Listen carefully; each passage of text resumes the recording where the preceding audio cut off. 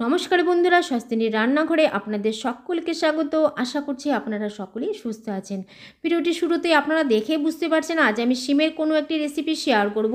হ্যাঁ বন্ধুরা, আজ আমি শিমের এমন একটি রেসিপি শেয়ার করব যা গরম গরম ভাতে খেতে জাস্ট অসাধারণ লাগে।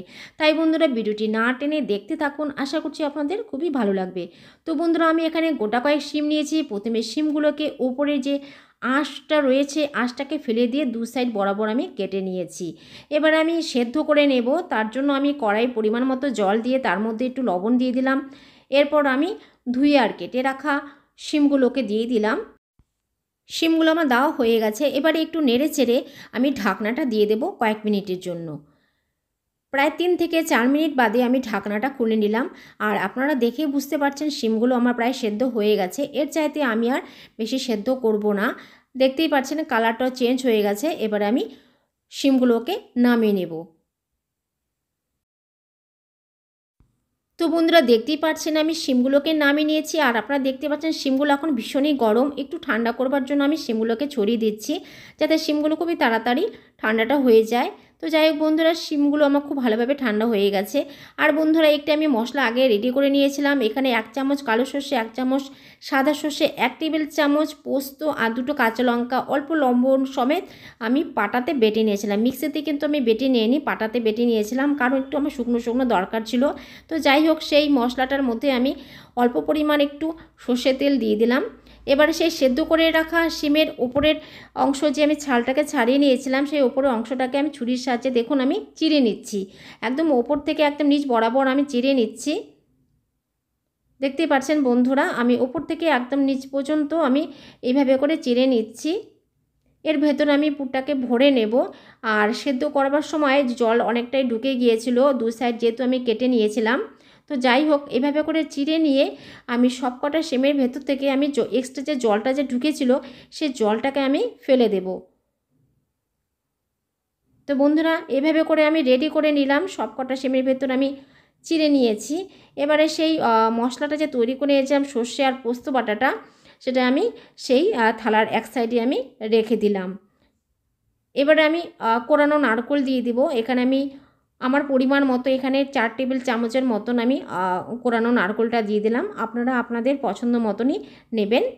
এবারে সেই সর্ষে আর পোস্ত বাটাটার মধ্যে সেই নারকেল কোরানোটা খুব ভালো করে দেখুন মিশিয়ে নিচ্ছি।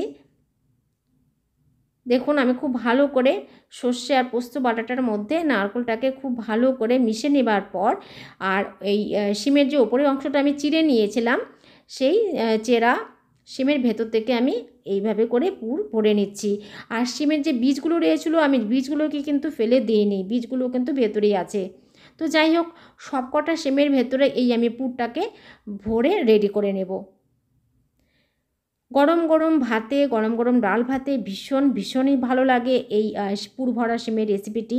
আপনারা একবার হলেও এই রেসিপিটি ট্রাই করবেন। ট্রাই না করলে বুঝতে পারবেন না খেতে কতটাই এই সুস্বাদু হয় এই পুর ভরা শিমের রেসিপি। তো যাই হোক, সবকটা আমি শিমের ভেতরে পুরটাকে ভরে রেডি করে নিলাম। এবারে আমি অল্প পরিমাণ মানে 1 চিমটি লবণ নিয়ে নিলাম, আর অল্প পরিমাণ একটু হলুদ নিয়ে শিমের সম্পূর্ণ গায়ে আমি দেখুন লাগিয়ে নিচ্ছি।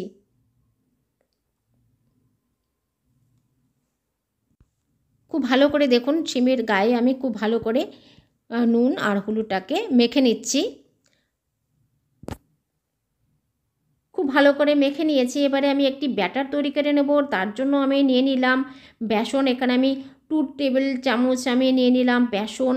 আর এখানে আমি চাল বাটা নিয়ে নিচ্ছি। এখানে নুনিয়া আতপ চাল আমি ভিজে রেখেছিলাম, সেই চাল বাটাটা দিয়ে দিলাম। আপনারা চাইলে চাল বাটার পরিবর্তে কর্নফ্লাওয়ারটা দিয়ে দিতে পারেন। এরপর আমি স্বাদ মতন দিয়ে দিলাম লবণ, আর দিয়ে দেবো এখানে অল্প পরিমাণ হলুদ। সবশেষে দিয়ে দেবো কালো জিরে। অল্প অল্প করে জল অ্যাড করে একটি আমি ব্যাটার রেডি করে নেব। আর এই ব্যাটারটা খুব বেশি পাতলাও হবে না আর খুব বেশি ঘনও হবে না। তো দেখতেই পাচ্ছেন বন্ধুরা, খুব ভালো করে আমি ব্যাটারটাকে রেডি করে নিচ্ছি। আপনি যদি আমার চ্যানেলে নতুন বন্ধু হন, আমার চ্যানেল ভিডিওগুলো যদি আপনাদের একটু ভালো লেগে থাকে, অবশ্যই আমাকে একটু সাবস্ক্রাইব করে আমাকে একটু এগিয়ে যেতে সাহায্য করবেন। আর যারা আমার ফেসবুক থেকে আমার এই ভিডিওটি দেখছেন, আমার পেজটিকে ফলো করে রাখবেন এরকম নিরামিষের নিত্য নতুন রেসিপি পেতে। তো যাই হোক বন্ধুরা, ব্যাটারে আমার রেডি করে নিয়েছি। এবার সেই ব্যাটারে আমি পুর ভরা শিম এইভাবে করে আমি ডুবিয়ে ডুবিয়ে ভেজে নেব। আর কড়াই আমি আগে থেকে তেলটা গরম করে নিয়েছিলাম যাতে আমি খুব তাড়াতাড়ি করে নিতে পারি। এবারে আমি সেই পুরভরা শিমগুলোকে আমি ব্যাটারের মধ্যে চুবিয়ে চুবিয়ে লাল লাল করে ভেজে নেব। খেতে ভীষণই ভালো লাগে বন্ধুরা, আপনারা একবার বানিয়ে দেখবেন। আর কেমন লাগলো সেটা কিন্তু আমাকে কমেন্ট বক্সে জানাতে ভুলবেন না, কারণ আপনাদের একটি কমেন্ট আমাকে ভীষণভাবে উৎসাহিত করে। তো বন্ধুরা, আপনারা দেখতে পেলেন পুরভরা শিমগুলোকে আমি ব্যাটারের মধ্যে ডুবিয়ে দিয়ে দিলাম। এভাবে করে আমি 2 ব্যাচ করে ভেজে নেব। আর ততক্ষণই ভাজবো যতক্ষণ না পর্যন্ত একটু কালারটা চেঞ্জ হয়ে আসছে আর মুচমুচে ব্যাপারটা না আসছে, ততক্ষণ খুব ভালো করে আমি উল্টে পাল্টে ভেজে নেব।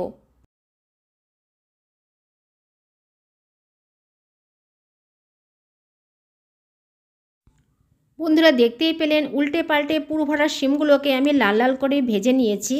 এবারে পুরভরা শিমগুলোকে নামিয়ে নেবার পালা। এবারে আমি পুরভরা শিমগুলোকে নামিয়ে নেব। দেখতে যতটা সুন্দর হয়েছে খেতে ততটাই কিন্তু স্বাদ হয়েছে। বন্ধুরা, আপনারা আবারও বলছি একবার ট্রাই করবেন, ট্রাই না করলে বুঝতে পারবেন না এই পুরভরা শিমের ইলিশ খেতে কতটা টেস্টি হয়। তো যাই হোক, এভাবে করে বাকি পুরভরা শিমগুলোকে আমি এভাবে করে ভেজে নামিয়ে নিলাম। তো বন্ধুরা, কেমন লাগলো আমার আজকের রেসিপি অবশ্যই আমাকে কমেন্ট বক্সে জানাবেন। সবাই খুব ভালো থাকবেন, সুস্থ থাকবেন। আবার আসছি আমার পরবর্তী কোনো ভিডিও নিয়ে।